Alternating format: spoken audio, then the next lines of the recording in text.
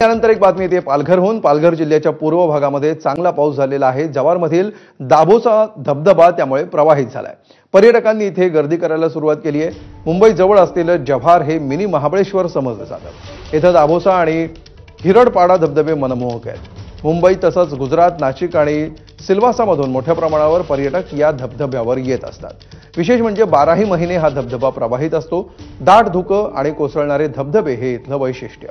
नजर जाईल तिकडे हिरवाईच हिरवाई दिसत असल्यामुळे 12ही महिने वातावरण प्रसन्न असतं। याच ठिकाणचा आढावा घेतलाय आमचे प्रतिनिधी संतोष पाटील यांनी। पालघर जिल्ह्यात गेल्या काही दिवसापासून पाऊस आहे तो सातत्याने सुरू आहे आणि ह्याचाच परिणाम म्हणून जिल्ह्यातील नदी नाले आहेत ते ओसंडून व्हायला सुरुवात झालेली आहे। तर पालघर जिल्ह्यातलं जे महत्वाचं जव्हार हे पर्यटन स्थळ आहे, ज्या जव्हारला मिनी महाबळेश्वर म्हणून संबोधलं जातं आणि ह्या जव्हार भागातील जे धबधबे आहेत ते आता चांगल्या पद्धतीने प्रवाहित झालेले आहेत। मी सध्या दाभोसा धबधबा जो प्रसिद्ध धबधबा आहे त्या ठिकाणी आहे। आपण बघू शकतो की अगदी ह्या निसर्गरम्य रूप ह्या धबधब्याचं आपल्याला पाहायला मिळतंय। अगदी डोंगराच्या कुशीतून वाहणारा हा धबधबा उंचावरून कोसळताना दिसतोय आणि मोठ्या प्रमाणात त्याचे तुषार आहेत ते उंच उडताना दिसतात।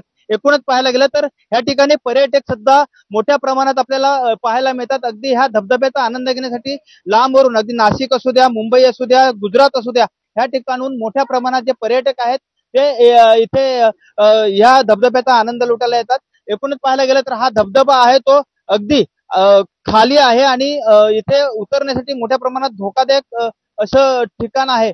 मात्र पोलिसांकडून आणि प्रशासनाकडून इथे पर्यटकांना सुद्धा आवाहन करण्यात आलेलं आहे की कोणी खाली उतरू नका, उंचावरूनच ह्या धबधब्याचा आनंद घ्या। त्यामुळे इथे तशी काळजी आहे ती पर्यटकांकडून घेतली जाते आणि मोठ्या प्रमाणात इथे पर्यटक आहेत ते हे निसर्ग रम्य धबधब्याचं रूप आहे ते पाहण्यासाठी इथे आवर्जून आलेले पाहायला मिळतात। संतोष पाटील, एबीपी माझा, दाभोसा, पालघर।